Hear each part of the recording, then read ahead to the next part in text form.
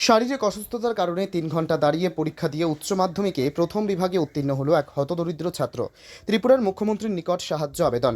ত্রিপুরার ধলাই জেলা কমলপুর কলাছড়ি গ্রামের হতদরিদ্র এক ছাত্র ত্রিপুরা মধ্যশিক্ষা পর্ষদ পরিচালিত উচ্চ মাধ্যমিক পরীক্ষায় শারীরিক অসুস্থতার কারণে ৩ ঘন্টা দাঁড়িয়ে পরীক্ষা দিয়ে প্রথম বিভাগে উত্তীর্ণ হয়ে গোটা রাজ্যের নাম উজ্জ্বল করেছে। ছাত্রটি বর্তমানে তার পরিবারের লোকজনদের নিয়ে কমলপুর কমলেশ্বরী কালীবাড়ি পাড়ায় বিনোদ দাস নামে এক ব্যক্তির বাড়িতে ভাড়া থাকে। ছাত্রটি একসময় ভালো ফুটবলার ছিল। তার সংসারে 4 জন, বাবা, মা ও এক ছোট ভাই রয়েছে। ছাত্রটির বাবা চানা, বাদাম, পাঁপড় ইত্যাদি বাড়িতে তৈরি করে ফেরি করে সংসার চালায়। ছাত্রটির নাম সন্দীপ দাস। সে গত 1 বছর যাবৎ মারাত্মক এক রোগে ভুগছে।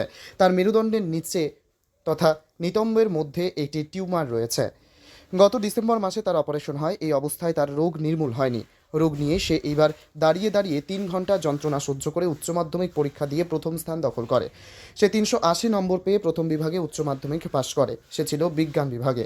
তবে ছাত্রটিকে চিকিৎসা করাতে গিয়ে তার পরিবার 4 বার একটি বেসরকারি ব্যাংক থেকে লোন নেয়, কিন্তু তার ক্ষতস্থান এখনও সারেনি। তার চিকিৎসা প্রয়োজন, কিন্তু তাদের সেই সামর্থ্য নেই।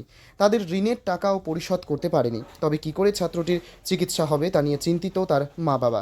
তাদের নেই কোনো অন্তর্দয় বা বিপিএল পরিষেবা। তাই ছাত্রটি এবং তার মা বাবা ত্রিপুরার মুখ্যমন্ত্রী ডাক্তার মানিক সাহা ও স্থানীয় নেতৃত্বের কাছে সাহায্যের আবেদন জানিয়েছে।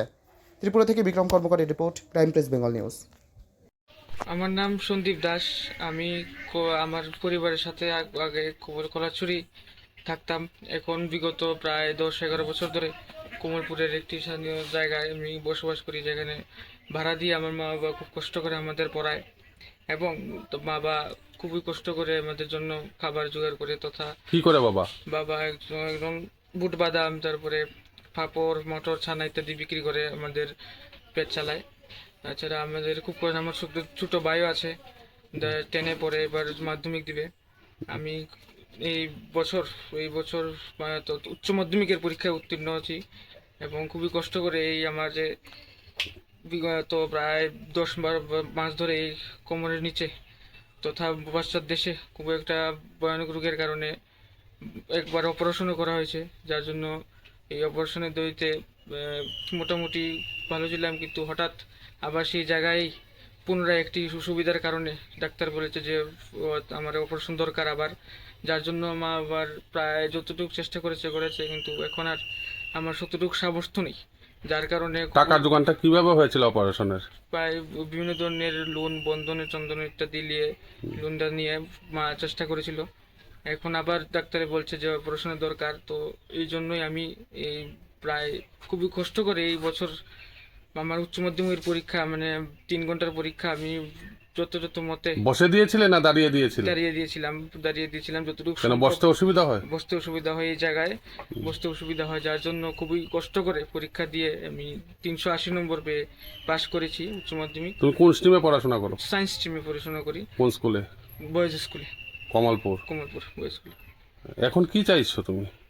এখন আমি চাইছি যে বর্তমানে যেহেতু এই অবস্থার জন্য আমি নর্মালভাবে চলাফেরা করতে পারি না, খুব অসুবিধা হয়, বিভিন্ন ধরনের জায়গায় যেতে পারি না, যেহেতু আমার উচ্চ মাধ্যমিক উত্তীর্ণ হয়েছি, বিভিন্ন কলেজপত্র বা বিভিন্ন আশেপাশে জিনিসপত্র আছে, যার জন্য খুবই কষ্ট করে। সরকারি সুযোগ সুবিধা তোমাদের মধ্যে কি রয়েছে?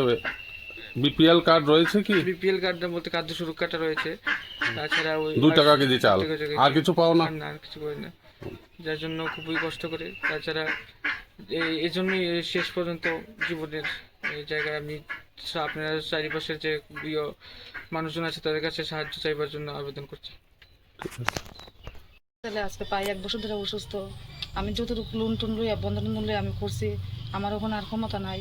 ওখানে আমি এমএলএর কাছে গেছি, এবার চেয়ারম্যানের সবার কাছে গেছি, মুখ্যমন্ত্রীর কাছেও আবেদন, আমি এমএলএর কাছেও। আমি ওখানে আমার ছেলের সুস্থ করবার লেগে আপনার কাছে সাহায্য চাই। আপনারা যদি একটু সাহায্য করেন তাহলে আমি আমার ছেলের সুস্থ করতে পারি। আপনার স্বামী কি করে? আমার স্বামী মোটর ছানা আমরা ফেরি করি, খুব কষ্ট করে চলি আমরা। এটা খাইতে গেলে আমরা খুব সমস্যা। স্বামীর নাম কি? স্বপন দাস। আপনার নাম কি? আমার নাম হেলেন বৈদ্য। কয় সন্তান আপনার? আমার 2 ছেলে। কোন ছেলে অসুস্থ?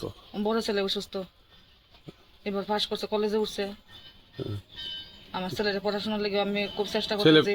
কোন ইয়েতে পড়াশোনা, সায়েন্সে না আর্টসে? সায়েন্সে পড়ে। কত নাম্বার পেলো জানেন? 380। ঠিক আছে।